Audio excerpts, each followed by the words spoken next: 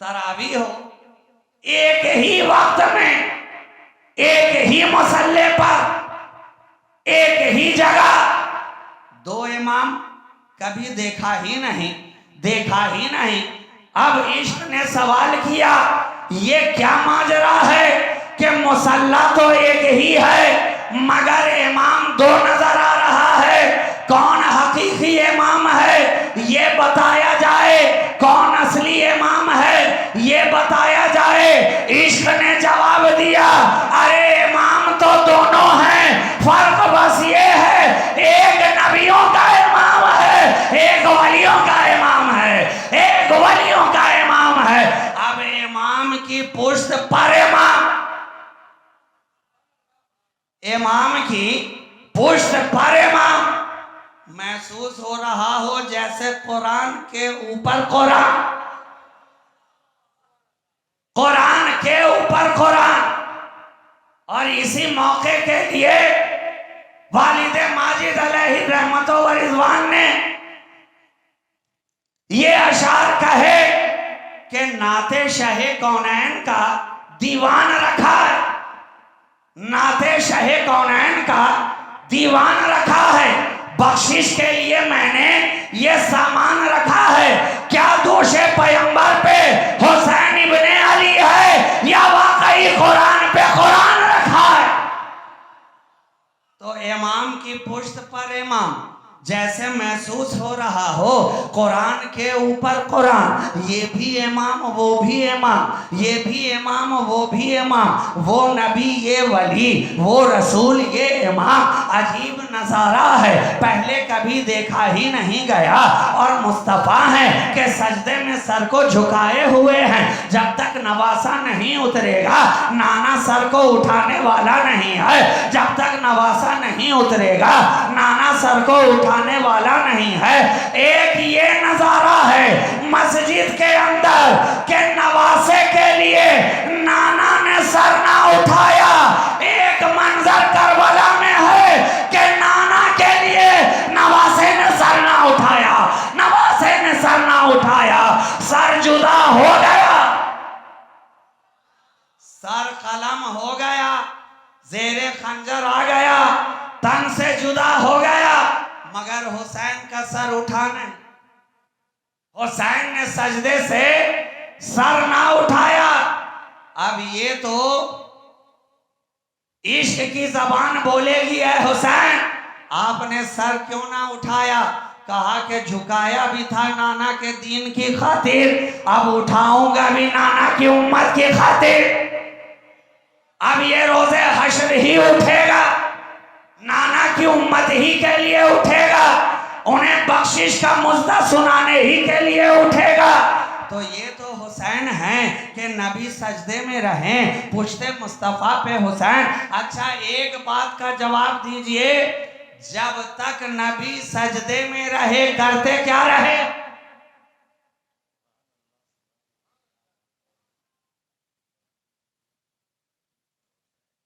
करते क्या रहे? आप कहेंगे कि तस्बीह पढ़ते रहे,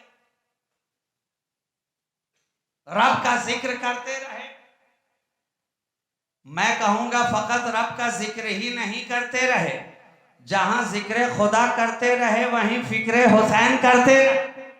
ये जिक्र और फिक्र का सिलसिला साथ साथ चलता रहा, जिक्र भी हो रहा है, हुसैन की फिक्र भी हो रही है, तस्बीह पढ़कर जिक्र खुदा भी किया जा रहा है, हुसैन कहीं पुश्त से गिर ना जाए ये दिल में ख्याल लाकर फिक्र हुसैन भी किया जा रहा है। आज लोग कहते हैं नमाज में मुस्तफ़ा का ख्याल आ जाए तो नमाज होती नहीं है, होती नहीं है। हम कहे नादानो, अरे हमारी नमाजों में तो जब तक मुस्तफ़ा का ख्याल ना आए नमाज मुकम्मल ही नहीं होती है।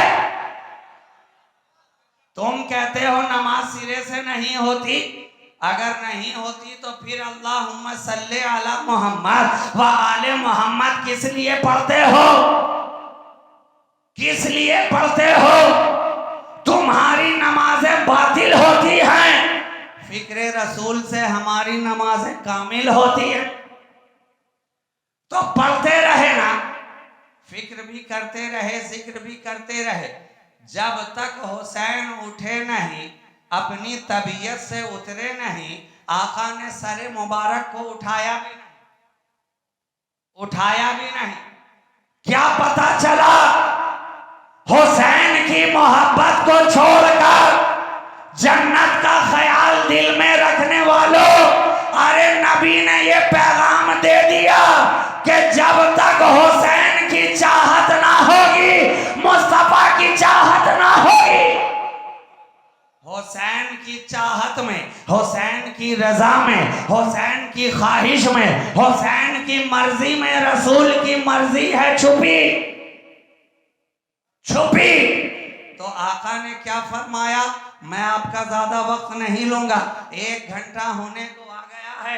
अगर उलमाए किराम को गिराना गुजरता हो तो मैं उनकी इजाजत के साथ 5-7 मिनट अपनी गुफ्तगू और फकत जारी रखना चाहता हूँ, मगर इससे कबल एक मर्तबा इसी इश्क मस्ती में झूमकर ही रहे हैं। अब नाते पाक दोनों सूरत में होती है, कभी मंजूम भी होती है, कभी मंसूर भी होती है। शुअरा हजरात मंजूम नाते पाक कहते हैं और खुतबा हजरात मंसूर नाते पाक कहते हैं। और ये दुरूद क्या है? ये भी तो एक किस्म का नाते मुस्तफ़ा ही है। पढ़ो बाबा से बुलंद दुरूद पाक, अल्लाहुम्मा सल्ली अला सय्यदिना मुहम्मदिन तिब्बिल क़ुलूब व दवाइहा व आफियतिल अब्दान व शिफाइहा व नूरिल अब्सार व ज़ियाइहा व कश्फिल अज़ान व जिलाइहा व अला आलिहि व असहाबिहि दाइमन अबदन अबदा सरमदा।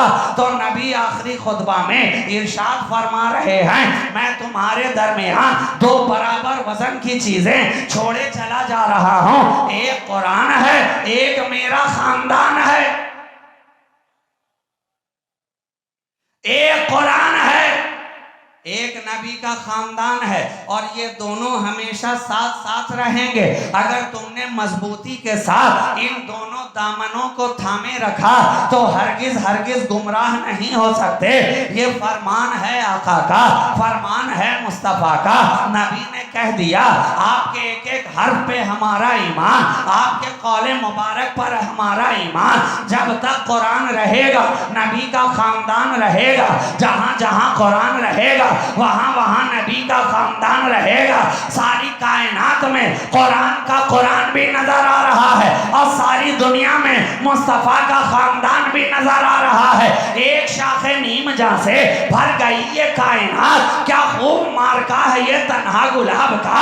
जमाने ने सोचा था करबला में हुसैन का खानदान कट गया, जमाने ने सोचा था करबला में नबी का खानदान खत्म हो गया, ताराज कर दिया गया, गुलशन खत्म हो गया, फूलों को मुरझा दिया गया, पांव तले मसल दिया गया, रौन दिया गया। मगर यजीद को मालूम न था पामालिए गुल से कहीं तब सकती है खुशबू, रौंदे हुए फूलों की महक और बढ़ेगी।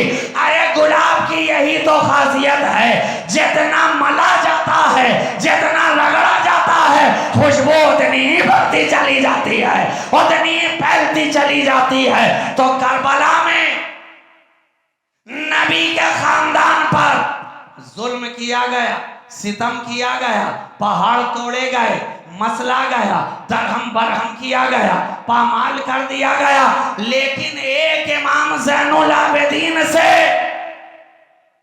ये गुलाब की शाख दर शाख इतनी ज्यादा फैली कि आज सारी कायनात इस गुलाब की खुशबू से महकती नजर आ रही। शगुफ्ता गुलशने ज़हरा का हर गुले तर है, किसी में रंगे अली है, किसी में बुए रसूल।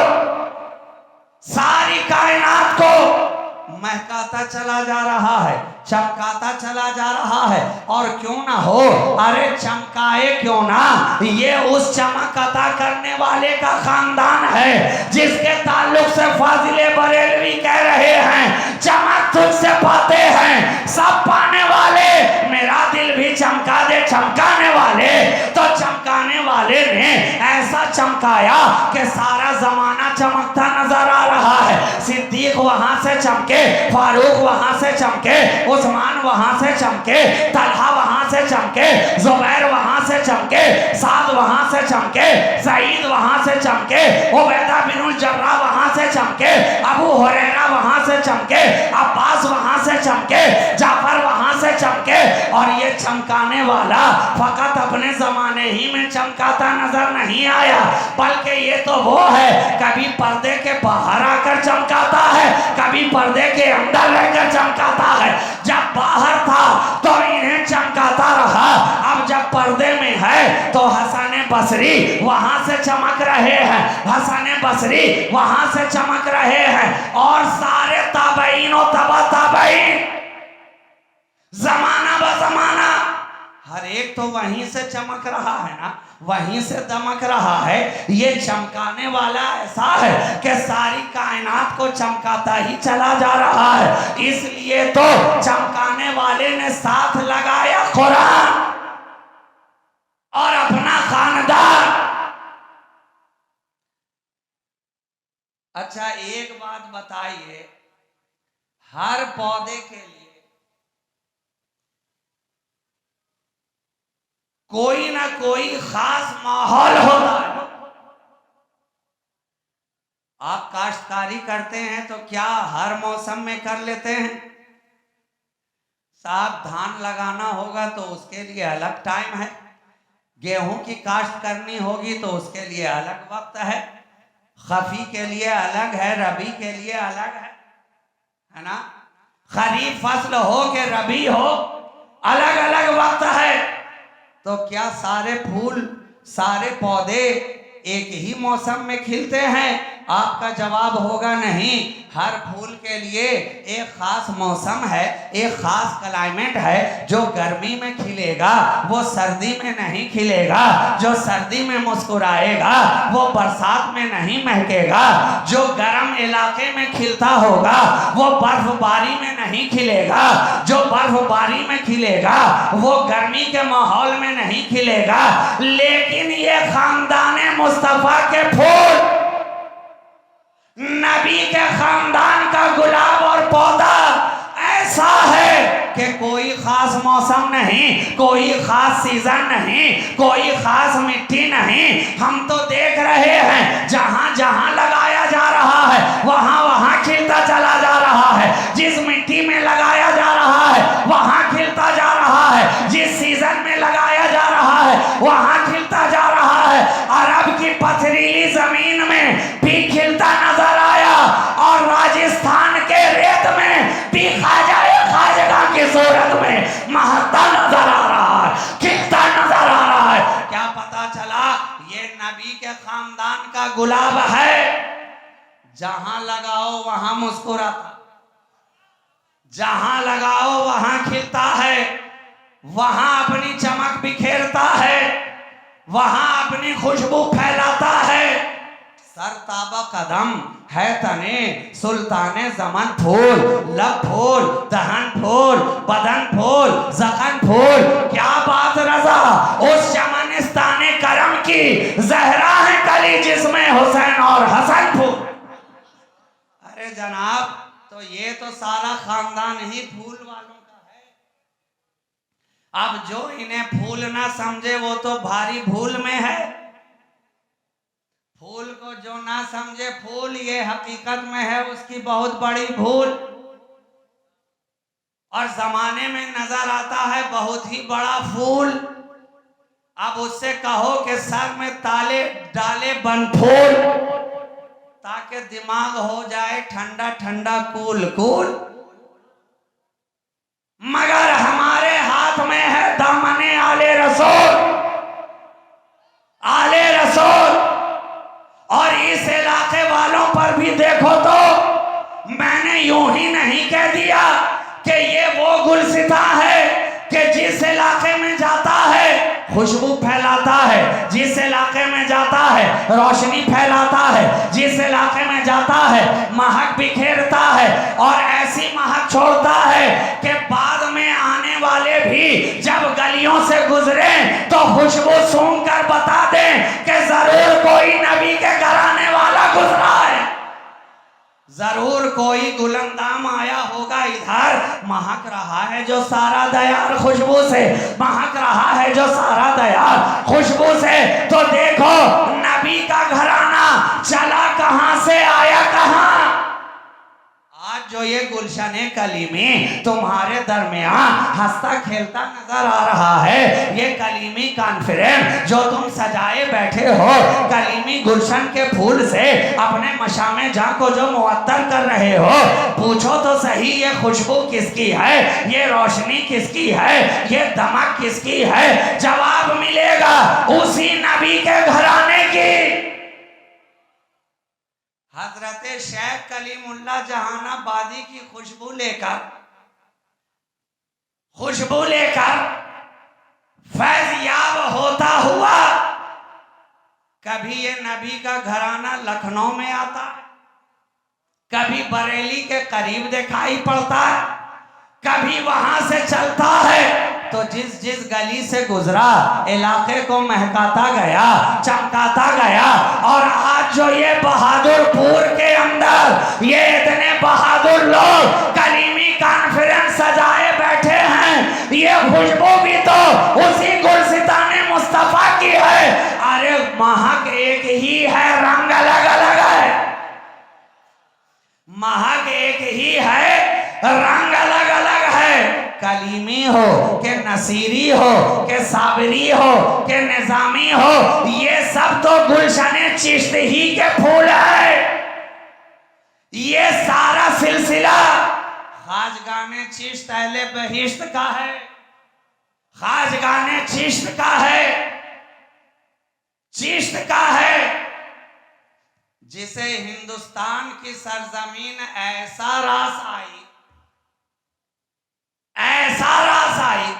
पूछो तो अहले सिलसिला से, अहले तसव्वुफ से, तरीकत वालों से,